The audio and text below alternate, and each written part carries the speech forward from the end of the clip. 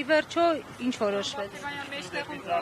Շատ հստակ արձանագրենք, մենք ինքներս մեր առարկությունը ունեցել ենք, բայց բոլոր դեպքերում որոշվեց որոշակի կազմակերպչական հանգամանքներից ելնելով, որ պետք է հետաձգվի, շարունակվի վաղը ժամը 13:00-ին։ Մենք գտնվում էինք այն փուլում, երբ կենտրոնական ընտրական հանձնաժողովը պետք է առանձին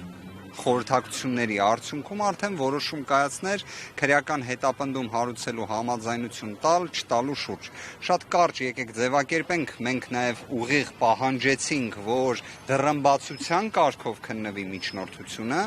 որ նաև ձեզ համար էլ հայտնի լիներ ինչին է վերաբերում այս ամբողջը, ինչպես ի սկզբանե գործընկերների հետ նշել էինք, որևէ կապ իրականության, իրավունքի, օրենքի, նույնիսկ տրամաբանության հետ կապ չունի այս միջնորդությունը եւ հնարավոր մեղադրանքը փաստացի վերաբերում է մեր գործընկերների Ալիկին Ալեքսանյան վերագրվող մեղադրանքին, ըստ էության սա է։ Դրա շրջանակներին է վերաբերում։ Այլ հանգամանքների այս պահին չբացահայտենք ելնելով զուտ, որ դռնփակության կարգով էր քննվում, բայց դեպքը կամ երևույթը վերաբերում է դրան, բայց պատկերացրեք մոտ ինչ ասենք, երևի 1 կամ 1.5 հատոր կից ներկայացված նյութեր կային, որոնց մի մասը անընթեռնելի փաստաթղթեր,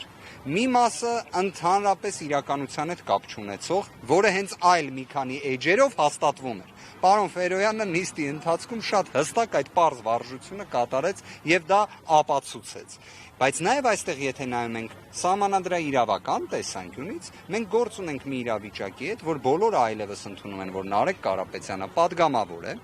բայց դատախազության միջնորդությունը ներկայացված է եղել հուլիսի 13-ին։ Գործընկերներից մեկը կարծես ներկայացրեց հնարավոր սահմանադրական դատարանի մեկ այլ որոշման հետ կապված մեկնաբանման հարցը, որ այսօրվանից Նարեկ Կարապետյանը պատգամավոր է, բայց դեռևս լիազորությունները չստանձնած, հուլիսի 13-ին է ներկայացվել այս միջնորդությունը։ Երբ Նարեկ Կարապետյանը դեռևս ուներ հնարավորություն նույնիսկ ինքնաբացարկ հայտնելու, հրաժարական ներկայացնելու եւ այլն։ Այսինքն 13-ին հուլիսի չէին կարող իմանալ իրենք, թե ինչ է լինելու հուլիսի 21-ին։ Ինչ որ իմաստով ստացվում է կենտրոնական ընտրական հանձնաժողովը այսօր իրենց ներկայացրած մեկնաբանությունը հարմարեցնելու նպատակով դատախազության հուլիսի 13-ին ներկայացրած միջնորդությանը, դրա համար այսօր է այս նիստը տեղի ունենում։ Որ պատկերացնեք, այսինքն այստեղ կարծես ոչ թե մենք գործ ունենք անկախ սահմանադրական մարմնի հետ, այլ կարծես թե փող լրացնելու որոշակի առաքելություն ստանձնած մարմնի հետ։